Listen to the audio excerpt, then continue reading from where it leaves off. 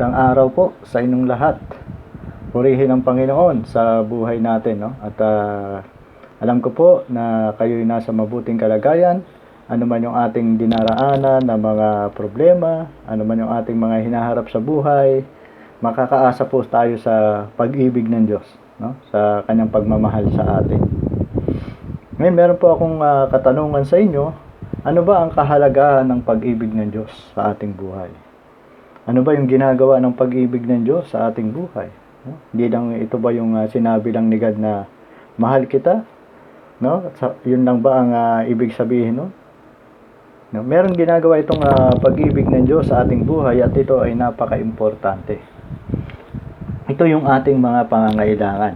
No? Ito yung kailangan nating lahat. Kailangan nating lahat ng galak. No? Kailangan natin magkaroon tayo ng galak, ng joy. Dahil mahirap mabuhay ng puro kalungkutan. No? Kung tayo puro kalungkutan sa ating buhay, mahihirapan tayong harapin yung ating mga problema, yung ating mga pangarap, yung mga nais nating marating, o yung mga plano sa atin ng Diyos. Hirap mabuhay ng walang galak, lalong-lalo na yung pag-asa. No? Kung wala na tayong pag-asa, kung wala na tayong hope, parang wala na rin sense yung buhay. Kaya manghihina ka na pag wala ka ng pag-asa. Ganun din yung lakas, no? Kailangan natin ng lakas na harapin yung ating mga dinadaanan, no? Yung mga problema ito, yung mga kinakaharap natin, ng mga suliranin. Kailangan natin ng lakas. At ito'y kalakasang pisikal. Kailangan natin yan, kalakasang pisikal. Kalakasang espiritual, no? At maging ang kaligtasan. No, kailangan din natin ng kaligtasan, lalo na ngayon na mayroong COVID-19. No, inahanap natin paano ba ako magiging ligtas dito sa virus na to. No? Magiging ligtas lang tayo rito sa virus na to dahil sa unang-una mag-iingat tayo. Pangalawa, siyempre nasa Panginoon Diyos lahat 'yan, pero kailangan din nating mag-ingat. Pero ang kaligtasan ay nanggagaling pa rin sa Panginoon. At higit sa lahat, yung kapayapaan, no? Nahirap mamuhay ng walang kapayapaan sa puso. Maraming agam-agam, maraming mga kagulumihanan sa isipan natin, marami tayong hindi natin maintindihan, no? At yung kaguluhan. Kaya mahirap mamuhay ng walang galak, pag-asa, lakas, kaligtasan at kapayapaan. Ito po yung kailangan nating lahat. Lahat tayo, miski ako, kailangan ko yan. Ang ating text ay makikita natin sa Isaiah 54 verse 1 to 10. Hindi natin mababasa yan. Ang lahat ng ito ay nais nating maranasan. Lahat ng mga ito, yung galak nga, yung sinabi ko sa inyo, pag-asa, lakas, kaligtasan at kapayapaan. Gusto natin, ito yung nararanasan natin. Ito yung nangyayari sa langit at gusto rin natin mangyari dito sa lupa. At ano ba ang kalooban ng Diyos? No? Ano ba yung sinasabi ng pag-ibig ng Diyos tungkol sa mga bagay na ito? Yan. Marami tayong hirap, pangamba. Ngunit sa topic na ito, paano ito binibigyan ng Diyos ng solusyon? Paano ba ito binibigyan ng solusyon ng ating mga kinahaharap sa ating buhay? Sige po, tayo muna ay manalangin bilang pasimula. Yes, O God, amang Diyos na makapangyarihan sa lahat, maraming salamat po at tunay nga, Panginoon, Ikaw po, Panginoon, dalangin ko ang magpala sa aking pangangaral ng iyong banal na salita. Dalangin ko po na ikaw ang tumulong sa akin upang maipahayag ko ang iyong banal na salita na malinaw at tunay nga, Lord, ano man yung aming agam-agam, Panginoon, ay katugunin mo, Panginoon. Nananampalataya kami, Panginoon, sa iyong mga pangako, sa iyong pag-ibig na wagas, Panginoon, na hindi nagbabago ngayon at kailanman. Samahan mo po ako, Panginoon, at tunay nga ikaw magpakahayag ang iyong banal na salita. Palakasan niyo po kami ng iyong banal na salita. Salamat po, Ama, sa pangalan po ng iyong anak na si Jesus. Amen. God bless po. Tuloy po natin ang ating pagpapahayag. Ito po yung ating topic, ang wagas na pag-ibig ng Diyos. Yan, wagas na pag-ibig ng Diyos ang nais kong i-share sa inyo. Nakikita nga natin niya sa Isaiah 54, 1 to 10. Ang wagas na pag-ibig ng Diyos, ito ang nagbigay sa atin ng galak at pag-asa. No? Nagbibigay sa atin ito ng galak at pag-asa. Yan, ang pag-ibig ng Diyos. Sabi nga rito sa Isaiah 54, Verse 1. Umawit ka, Jerusalem, ang babaeng hindi magkaanak. Sumigaw ka sa galak, ikaw na hindi pa nakakaranas manganak. Magiging mas marami ang iyong mga anak kaysa sa kanya na may asawa. Sabi ni Yahweh. Sabi sa kanya tungkol sa, sabi niya sa Jerusalem, umawit ka, Jerusalem. At ikinumpare niya ang Jerusalem, ito'y lugar no, sa Israel, itong Jerusalem na to. Ikinumpare niya ang Jerusalem sa isang babaeng hindi magkaanak. No? Siyempre, hindi naman dadami yung Jerusalem para manganak. Ibig sabihin nito, yung Jerusalem, hindi siya naging matagumpay, hindi siya naging matagumpay itong Jerusalem na to. Kaya sabing ganun, parang baog, no? Babaeng hindi magkaanak daw ang Jerusalem. Itinulad siya rito sa babaeng hindi magkaanak. Ngayon, pag ang tao, compare na natin sa tao, pag ang tao hindi siya hindi siya magkaanak, ito ay malungkot. No? Walang taong hindi magkaanak na, nabawa, may asawa ka, ikaw yung babaeng asawa, hindi ka magkaanak, siyempre malungkot. At ito ay nagkakaroon ng kawalang pag-asa, no? Parang ang hirap noon na sa isang babae na may asawa na hindi siya magkaanak. At ito ay kawalan ng pag-asa o panghihina. Kaya ano ang sabi sa kanya ng Diyos? No? Sumigaw ka sa galak, ikaw na hindi pa nakakaranas manganak. Sabi gano'n ng Diyos sa kanya, magsaya ka kung hindi ka pa nakakaranas manganak. No? Sabing ganun dyan. Ikaw na hindi pa nakakaranas ng tagumpay sa buhay. Ibig sabihin niya. Parang bigo ka. Ngayon, sabing ganun dyan, no? Itong tinutukoy na hindi pa magkaanak, ito ay bigo. No? Kabiguan. Ang sinasabi rin dito na ikaw na puro kabigawan na hindi pa nakakaranas ng tagumpay sa buhay. No? Parang, no? Ito yung sumigaw ka sa galak ngayon. Sabi ng Diyos. Ikaw na bigo, ikaw na malungkot, ikaw na walang pag-asa.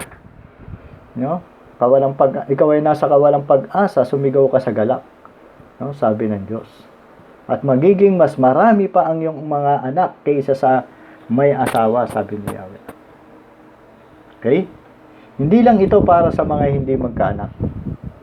Hindi lang ito, kagaya sa Jerusalem, kinumpare nga sa Jerusalem. No? Kaya hindi natin pinag-uusapan dito yung taong baog. No? Kundi ito ay tinutukoy doon sa taong nandun sa kalungkutan at nandoon sa kawalang pag-asa. Ano man yung kanyang sitwasyon sa buhay. Ngayon tayo ba ay naroon sa kalagayang ito? No, para tayong babaeng baog na naroon sa kawalan ng pag-asa at kalungkutan. Ngayon sinasabi sa atin ng Diyos, mag-alala ka. Sapagkat bibigyan kita ng pag-asa. Dadami ka, sabi nga. Nagkakaroon ka ng maraming anak ng higit pa roon. No, sa normal na may asawa, mas hihigitan mo pa. No? Kung tayo ay naroon sa kawalang pag-asa at lungkot, sabi ng Panginoon, pagpapalain kita. I-bless kita more than sa iba pa. No? Dahil ako ang magpapala sa iyo. Kaya nga sabi diyan, gumawa ka ng mas malaking tolda. No? Sabi rito sa Isaiah 54:2 and 3. Gumawa ka ng mas malaking tolda, palaparin mo ang kurtina niyon. Huwag mong lagyan ng hangganan ang dakong iyon, pahabain mo ang mga tali, ibaon mo ng malalim ang pantulos, sapagkat kakalat kayo sa buong daigdig, at aangkinin ng inyong lahi ang ibang mga bansa. At pananahanan nila ang mga lungsod doon na iniwanan. Amen. Kaya sinasabi diyan, anong pinagagawa ng Diyos sa kanya doon sa babaeng hindi magkaanak, sa taong bigo at sa nandun sa kawalan ng pag-asa. Sabing ganoon diyan, gumawa ka ng mas malaking tolda. Sabi sa kanya, mas malaking tolda ang gawin mo. Bakit gagawa siya ng malaking tolda? Wala nga siyang anak, bigo nga siya. Ibig sabihin, mas palakihin mo yung plano mo kasi nga i-bless ka ni Lord. Pararamihin niya yung anak. No? Nibibless ka ng Panginoon, kaya kailangan palakihin mo yung vision, yung plano mo sa buhay. Hindi yung parang wala ka ng plano. No? Nandun ka sa kawalang pag-asa. Kasi yung kawalang pag-asa, nawawalan na ng plano, parang ayaw mo na magplano. Ito, binibigyan tayo ng Diyos ng gumawa ka ng mas malaking tolda. Yan. Gumawa ka ng mas malaking gagawin. No? Palaparin mo ang kurtina. No? Palaparin mo yung kurtina. Ibig sabihin, talagang papalawakin mo. No? Kaya mo to gagawin dahil ipapapalain ka ng Diyos. No? Pahabain mo ang mga tali. Sabing ganun dyan. Yan. Pahabain mo yung mga tali. Yan. Huwag mong lagyan ng hangganan. Yan. No? Huwag daw natin lagyan ng hangganan yung ating gagawin na tolda. Ayun yung isabihin yan. Minsan para kasi nandun na tayo sa hangganan ng buhay natin. Yan. Wala na Lord, hanggang dito na lang ako. No? Huwag nating bigyan ng hangganan ang Diyos sa gagawin niya sa ating buhay. No? Malaki ang plano ng Diyos at malaking pagpapala ang inilalaan sa atin ng Diyos. No? Kaya sabing gano'n, huwag nating lagyan ng hangganan yung pwedeng gawin ng Diyos sa atin. Manampalataya tayo sa Diyos na kaya niya tayong pagpalain. Manampalataya sa Diyos na kahit na sa kalungkutan natin, sa ating kawalan ng pag-asa, no? Nariyan ang Diyos na magbibigay sa atin ng pag-asa. Kagaya sa sinasabi niya rito na pararamihin kita, sabi niya. At sabi niya, ibaon mo ng malalim ang pantulos. Yung pantulos kasi ng tolda, yung tinitusok sa gilid, no? Tolda, mayroon yung pantusok na kahoy na binabaon sa bawat gilid at may taling nakaganon. Nakakapit doon sa tolda. Ibaon daw yung pantulos na malalim. Sabihin, tibayan mo. No? Tibayan mo yung ginagawa. At ang iyong pananampalataya. Ibaon mo ng malalim.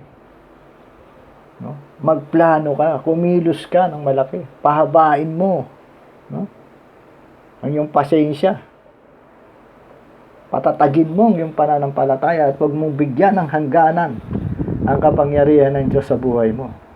No? Marami pa siyang kayang gawin sa ating buhay. No? Kaya tayo ay magpakatatag sa ating pananampalataya. Anong dahilan? Sabi diyan, bakit pinagagawan siya ng toldang ganong kalaki na walang hangganan, malapad na tela, mahabang tali, malalim na pantulos, ibaon ng malalim na pantulos. Anong sabi? Ang dahilan ay ito, kasi kakalat kayo sa buong daigdig. Yan ang sinasabi ni Yahweh. No? Kakalat kayo sa buong daigdig. No? Kung ikaw ay nawawala ng pag-asa, kung tayo ay nawawala ng pag-asa, sinasabi sa atin ng Diyos na tayo ay magtatagumpay. No? Kakalat kayo sa buong daigdig. Paano kakalat kung wala kang anak?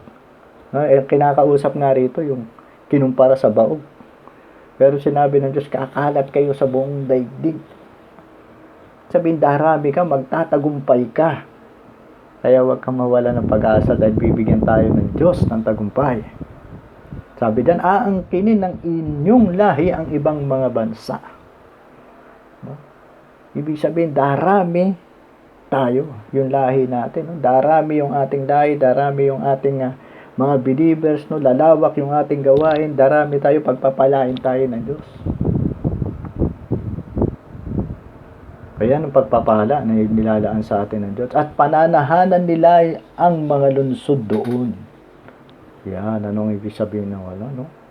Pananahanan nila yung mga lungsod doon. Meron kang magandang future, magandang kinabukasan na inilalagay ang Diyos sa ating buhay.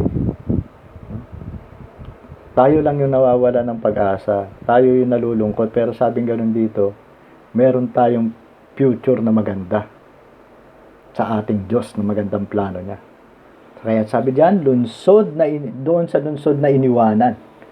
Lungsod na iniwanan ang ibibigay sa iyo ng Diyos. Ibig sabihin, meron kang blessing sa Diyos. Merong regalo sa iyo ang Diyos. Lungsod na iniwanan, hindi ka na makikipag-battle doon. No? Wala ka nang kakalabanin, iniwanan na nga yung lungsod. Ibig sabihin yun, ay regalo ng Diyos na ibibigay sa atin. May regalo ang Diyos sa atin. Sa madaling salita, ang ibig sabihin nito, ay magtatagumpay tayo at pagpapalain tayo ng Diyos. Kagaya ng pangako niya kay Abraham. Di ba? Kagaya ng pangako niya kay Abraham. Kung paano nagtagumpay si Abraham. Tayo ay lahi ni Abraham. Tayo ay seed ni Abraham dahil sa ating pananampalataya kay Jesus. At kung paano nagtagumpay si Abraham noon na wala siyang anak, anong sabi na kay God? Lord, pinagpala mo nga ako, saan ko dadalhin itong mga pagpapalang ito? Wala naman akong anak. Anong sabi ni God sa kanya, ni Yahweh? Hindi, pararamihin kong yung lahi kagaya ng mga bituin, kagaya ng buhangin sa dagat. Gagawin kitang isang malaking bansa. Yung pangako niya kay Abraham, ay yun din ang pangako niya sa atin. Na minsan tayo, para rin si Abraham o si Sarah na natatawa nung sinabing ikaw ay magbubuntis, matanda na ako, kailan pa matanda na, tsaka ako. No? Kung kailan ba matanda ako, tsaka ako magtatagumpay. No? Kailan ako yayaman? Kung kailan ako... Marami tayong question minsan, pero ang Diyos ang nangako. Kung paano siya nangako kay Abraham, ay ganun din siya. Nangangako sa atin, no? Na tayo ay pagtatagumpay niya at pagpapalain ng Diyos kagaya kay Abraham. At ito yung mararanasan natin. Dahil sa wagas na pag-ibig ng Diyos sa atin. Kaya ano ang ating dapat gawin? No? Huwag tayong mawala ng pag-asa. Tayong mawala ng pag-asa. Huwag tayong matalo ng lungkot natin. Huwag tayong tumingin sa ating sitwasyon. No, paano mangyayari yan? No? Baog nga ako. No? Matanda na ako. Paano mangyayari yan? Hindi ko alam kung paano mangyayari ang pangako mo, O God. Pero ang Diyos ang nangako. Kung paano siya nangako kay Abraham, walang imposible sa kanya. Kung pinapangakuan tayo ng Diyos, ng galak at pag-asa, manampalataya tayo. No? Na tayo kanyang pagtatagumpayin at pagpapalain kagaya kay Abraham. Amen. Okay, tapos na. Ay, hindi pa tapos. Okay, tuloy natin. No, yan ang ginagawa ng pag-ibig ng Diyos, na wagas na pag-ibig ng Diyos. Ang wagas na pag-ibig ng Diyos ang nagbibigay sa atin ng lakas at kaligtasan. Ito yung second point natin.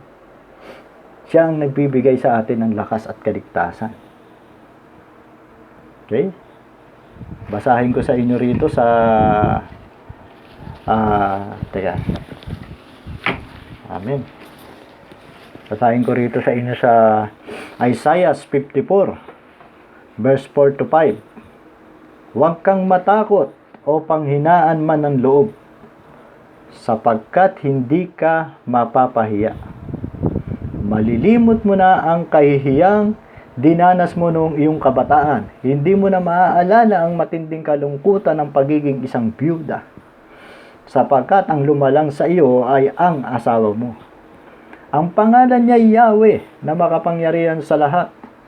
Ang tagapagligtas mo ay ang banal na Diyos ng Israel, kung tawagin siya ay Diyos ng buong sanlibutan. Napakaganda. Ano ang sabi ng Diyos? No? Kinumpara naman ngayon to sa isang byuda. Kanina sa isang baog. Ngayon sa isang byuda. No? Na sinasabi dyan, huwag kang matakot o panghinaan ng loob. Marami na yun. Dahil ang isang byuda, no? Kung titignan natin, kung sa tao natin titignan, ang isang byuda, siyempre, pag nawala ang asawa mo, naroon na agad yung takot. Dahil ang lakas natin, totoo lang, yung asawa natin. No? Pag nawala yung asawa natin, di tayo sanay. Nagkakaroon tayo ng takot at pinanghihinaan tayo ng loob dahil sanay tayo na may kasama. Sanay tayo na may umaagapay sa atin na asawa. No? Pero hindi lang ito para sa byuda. No? Kinukumpare lang sa byuda. No? Hindi lang ito para sa isang byuda, kundi ito'y para sa lahat ng natatakot at pinanghihinaan ng loob. Kaya kinukumpare sa isang byuda na nanghihina ang loob, no, at natatakot. No, sa lahat ng natatakot at pinanghihinaan ng loob, itong mensaheng ito. No? Sapagkat hindi ka na mapapahiya. Dahil marami po tayong dahilan ng takot, no? Marami kinatatakutan. Kawalan ng pera, sakit at karamdaman, ang relasyon sa pamilya. Marami tayong dahilan ng kinatatakutan natin at maraming dahilan kung bakit tayo pinanghihinaan ng loob. Pero sabi niya ng Panginoong Diyos ni Yahweh, sapagkat hindi ka na mapapahiya. Naranasan na ba natin yung mapahiya? No, tao tayo, kaya nagkakaroon tayo ng mga failure. No, hindi tayo perfect. Minsan tayo ay nagkakamali, nakakagawa tayo ng mga desisyon na palpak, ika nga, no? Na minsan pinagsisisihan natin. Kaya meron tayong sabi diyan, hindi ka na mapapahiya dahil sa iyong failure. Dahil ang Diyos, kahit mag-fail ka, nandiyan pa rin naman ang God. Kaya niyang ayusin yan. Malilimot mo ang kahihiyan na dinanas mo noong iyong kabataan. Yan. Meron ba tayo naranasan ng mga kahihiyang dinanas natin? Meron. No? Dahil sabi ko nga, hindi tayo perfecto. At meron tayong mga kahihiyan na gagawa at nararanasan. Lalo sabi niya, no? Kahihiyang dinanas mo noong iyong kabataan. Ibig sabihin, kahihiyan dahil sa iyong kapusukan o dahil puro emosyon. Alam mo naman yung kabataan, puro emosyon. Pero minsan tayo ganun din, no? Minsan matanda na tayo, umiiral pa rin sa atin yung mga kapusukan at emosyon, kaya nagkakamali. Kaya sabi diyan, malilimot mo na yung mga kahihiyan na yan na dinanas mo nung yung kabataan. Okay? Yung kapusukan o maling mga desisyon. Hindi mo na maaalala matinding kalungkutan ng pagiging isang byuda. Sabihin, hindi mo na yung pakiramdam mo na tila ikaw ay nag-iisa. Hindi mo na mararanasan. Ibig sabihin, sasamahan ka ng Panginoon. Na tila, minsan feeling natin para tayong nag-iisa. Lord, ako na lang mag-isa. Against all odds. Na parang kalabang mo na lahat. Parang wala ka ng takbuhan. Feeling mo, nag-iisa ka na sa mundong ibabaw. Pero sabing ganyan, hindi mo na maaalala yung matinding kalungkutan ng parang nag-iisa, parang byuda, no? Na nag-iisa. Yan ang gagawin sa atin ng Panginoon dahil sa kanyang wagas na pag-ibig. Sapagkat, sabi diyan, ang lumalang sa iyo ay ang asawa mo. Tinuring na ang lumalang sa atin ay ang asawa natin. Ano ba yung sabihin niya? Ang lumalang sa iyo ay ang asawa mo. At sinabi diyan, ang pangalan niya Yahweh, na makapangyarihan sa lahat. No? Yan, tinuring kasi yung Israel na ang asawa niya ay ang Diyos. Yan. Ibig sabihin ng asawa niya ay Diyos, yung partner na may covenant siya kay God. No? Matibay. Ganon din tayo. No? Asawa natin ay ang Diyos. Ibig sabihin, partner natin sa buhay ay ang Diyos. No? At sa atin, walang till death do us part. Kasi wala tayong death. Eternal life nga eh. Till eternal life do us part. Yun po ang covenant natin kay God. Okay? Kaya tinuring na asawa. No? Ang asawa mo ay si Yahweh. Ang partner mo sa buhay mo ay si Yahweh magpakailanman. No, napakasarap pakinggan pag sinabi nga asawa mo ay ang Diyos. Ibig sabihin, ang partner mo sa buhay ay ang Diyos. Walang iwanan. May covenant siya sa iyo at may covenant ka sa Kanya. Kaya sabi diyan, ang tagapagligtas mo ay ang banal na Diyos ng Israel. Your Redeemer is ang Diyos, the God of Israel. Okay, naalala ko yung kwento ni Naomi, no? Alam niyo ba yung kwento ni Naomi? Ang redeemer ni Ruth, no? Si Boaz. No? Si Boaz, nagkatuluyan sila ni Naomi, ay ni Ruth, na isang Moabita. No? At hindi mo akalain na itong si Ruth, na isang Moabita, at si Boaz, na napangasawa, isa Boaz na Israelita, nung mag-asawa sila, ang naging nagkaanak sila na si Obed. Obed, no? At ang naging anak na si Obed, ang naging anak ni Obed ay si Jesse, at itong si Jesse, tatay ni David. At dito mula rin yung lahi ni Jesus. Biro mo? Doon ang galing, no? Kay Naomi. Si Naomi kasi biguto, no? Si Naomi kasi itong naranasan ni Naomi sa buhay, namatay yung kanyang asawa, namatay yung dalawa niyang anak, natira sa kanyang manugang. No? Pero sa madaling salita, no? Kahit bigo siya, si Naomi, nanggaling pa rin, no? Kay si Jesus doon sa anak ni Obed, kaya pinagpahala rin siya. Pero yung hari ng mga hari, sinilang sa kanyang lahi. That is blessing na malaki. Kaya sabi dyan, no? Okay, tuloy natin, balik tayo sa topic natin. Naalala ko lang si Naomi, your Redeemer. Ang Redeemer natin ay si God. Kung tawagin siya Diyos ng buong sanlibutan. Yan natin. Ang tagapagligtas natin ay si Jesus, at tayo ay may covenant sa Kanya. No, kaya nga sabi, tayo parang asawa ng Diyos. Kaya nga sabi sa Pahayag 19:7-8, magalak tayo at magsaya, luwalatiin natin siya.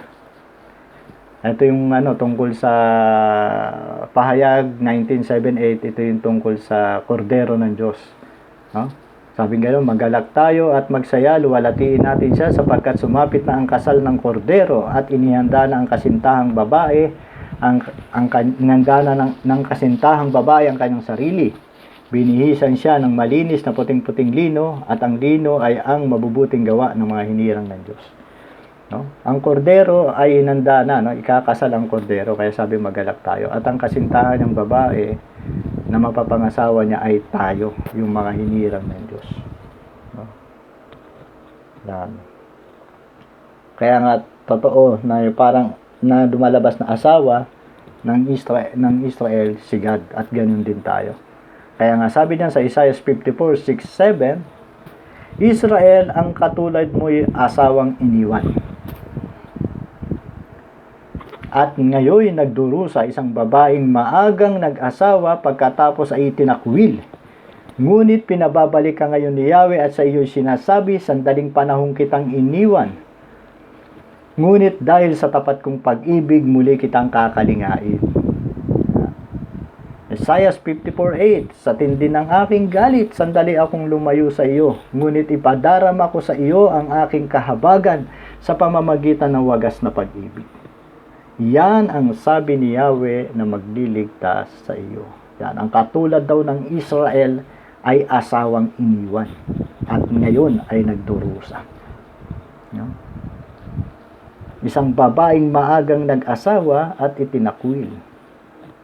No? At ang asawa niya ay si Yahweh. No? Iniwan siya ni Yahweh dahil siya ay nagrebelde. Siya ay lumayo kay Yahweh, ngunit may pinagagawa sa kanya si Yahweh. Ano sabi sa kanya ni Yahweh? Pinababalik ka ngayon ni Yahweh, at sinasabi, sandaling panahong kitang iniwan, ngunit sa tapat kong pag-ibig, muli kitang kakalingain. Yan. Ang mga Israel kasi po ay madalas tumatalikod sa Diyos. No? Kaya sa galit ng Diyos sa kanila, sila iniiwanan sandali. Yung sandaling yan, minsan matagal yan, ilang taon yan. Kaya nababayaang magdusa o maghirap. Ngunit tuwing magbabalik loob sila sa Diyos, ay ipinadarama pa rin ng Diyos ang kanyang kahabagan sa pamamagitan ng wagas na pag-ibig. Yan ang sabi ni Yahweh na tagapagligtas. Magbalik loob sa Diyos at bibigyan kanya ng lakas at kaligtasan. Ganon din tayo, minsan tumalayo tayo sa Diyos. Pag lumayo tayo sa Diyos, siyempre lalayo rin ng Diyos sa atin, tayo ang magdurusa. Kaya ngayon ang sinasabi ng Diyos sa atin, pinababalik tayo muli ngayon ng Diyos. Dahil gusto niyang uli na ipadama sa atin yung kanyang kahabagan sa mamamagitan ng wagas na pag-ibig. Ang ating tagapagligtas ng si Yahweh. Kaya magbalik loob sa Diyos. No? Magbalik loob tayo sa Diyos kung tayo ay nalalayo sa Diyos. Magbalik loob tayo sa Diyos na ating tagapagligtas. No? Upang bigyan niya tayo ng lakas at kaligtasan. No? Apart from God, we can do nothing. Huwag tayo lumayo kay God. Wala tayong lakas pag tayo ay sarili lang natin. At wala tayong kaligtasan. Hindi tayo safe pag lumayo tayo kay God. Kung gusto natin ng lakas at kaligtasan, magbalik loob tayo sa Diyos. Na parang asawa, no? Na nagtaksil at bumalik tayo sa Kanya. Ang wagas na pag-ibig ng Diyos ang siyang nagbibigay sa atin ng pangako na kapayapaan. Sabi rito sa Isaiah 54:9, noong panahon ni Noe, ako ay sumumpang hindi na mauulit na ang mundong ito'y gunawin sa tubig. At aking ipinangako ngayon, hindi na ako magagalit sa iyo at hindi na kita parurusahang muli. Yan ang pangako niya kay Noe. Maguguho ang mga bundok at ang mga burol ay mayayanig, ngunit ang wagas na pag-ibig ko'y hindi maglalaho at mananatili ang kapayapaang aking ipinangako. Iyan ang sinasabi ni Yahweh na nagmamahal sa iyo. No? Sumumpa o nangako ang Diyos kay Noe. Pagkatapos dumanas ng baha, ang mundong ibabaw, no? Namatay lahat ng tao, si Noe lang ang kanyang mga mahal sa buhay na ligtas. No, ang kanyang pangako kay Noe, hindi niya na muling gugunawin ang mundo sa pamamagitan ng tubig.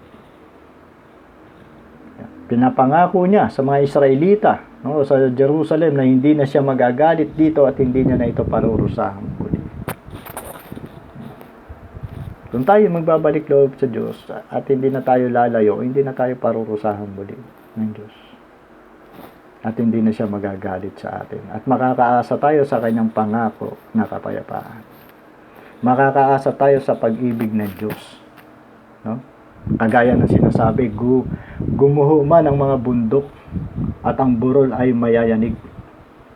Na kahit gumuho ang mga bundok at ang burol ay mayanig, ngunit ang wagas na pag-ibig ng Diyos ay hindi maglalaho sa atin. Yan ang kanyang sinabi. At ang pinangako niyang kapayapaan ay mananatili. Yan ang sinasabi ni Yahweh na nagmamahal sa atin. Na nangangako sa atin ng kapayapaan. Basta tayo'y manatili sa Diyos at magbalik loob. Panghawakan natin ang pangako ng Diyos. Amen? Nangako ang Diyos sa atin, panghawakan natin yan. Dahil ang Diyos ay tumutupad sa kanyang pangako. Ang wagas na pag-ibig ng Diyos ay nagbibigay sa atin ng galak at pag-asa. No? Kagaya sa isang baog na wala ng galak at pag-asa, ganon din tayo kung nawawalan tayo ng galak at pag-asa, bibigyan tayo ng Diyos ng galak at pag-asa. Pagpapalain na tayo. At siya rin ang magbibigay sa atin ng lakas at kaligtasan. No? Kagaya ng isang byuda, no, na parang nawala ng lakas at kaligtasan, ay ibabalik niya sa atin ang lakas at kaligtasan natin. Basta magbalik loob tayo sa Diyos. At inaanyayahan niya tayo, no, na magbalik loob sa Kanya. At ang kapayapaan, kagaya kay Noe na kanyang ipinangako, ay ipinangako rin niya sa atin. Basta manatili tayo sa Kanya. Sa Kanyang piling at sumunod sa Kanya. Ang wagas na pag-ibig ng Diyos ay hindi matitinag at hindi maglalaho. Ito ang sinasabi ng Diyos na nagmamahal sa atin. Manampalataya tayo sa pag-ibig, sa wagas na pag-ibig ng Diyos. Magtiwala tayo sa wagas na pag-ibig ng Diyos sa atin. At hindi tayo mabibigo. Amen. God bless po sa ating lahat. Ng Diyos ang magbigay sa atin ng galak at pag-asa, lakas at kaligtasan, at kapayapaan. No po? Magtiwala tayo sa wagas na pag-ibig ng Diyos na hindi nagbabago ngayon at kailanman. Pagpalain po tayo ng Diyos sa Kanyang banal na salita. God bless po sa inyong lahat at nais ko pong manalangin bilang pagtatapos. Nais ko po kayong ipag-pray. Yes, O God, amang Diyos sa makapangyarihan sa lahat, maraming salamat po sa iyong banal na salita. Dalangin namin, O God, na patuloy mo kaming bigyan ng lakas, Panginoon. bigyan mo kami ng galak at pag-asa. Kung kami man ay nawawala ng galak at pag-asa, Panginoon, na para kaming baog, Panginoon, na nawawala ng lakas at pag-asa, Lord. Yung pangako mo, O God, na galak at pag-asa ay pagkaloob mo po sa amin. Lord, kung para kaming byuda, Lord, hihina kami, Panginoon, at nangangamba kami sa aming kaligtasan, Lord, dalangin namin, Lord. Alam namin na Ikaw ang nagmamahal sa amin, ang aming kasintahan, ang aming asawa, Panginoon. May covenant ka sa amin, O God. At pagdating mo, ikakasal kami sa iyo, Panginoon. Ang madalangin ko po, Panginoon, na Ikaw po ang magbigay sa amin ng lakas at kaligtasan. Gayon din yung pangako mong kapayapaan, kung paano ka nangako kay Noah, Lord, na hindi mo nagugunawin ang mundo sa pamamagitan ng baha at tubig.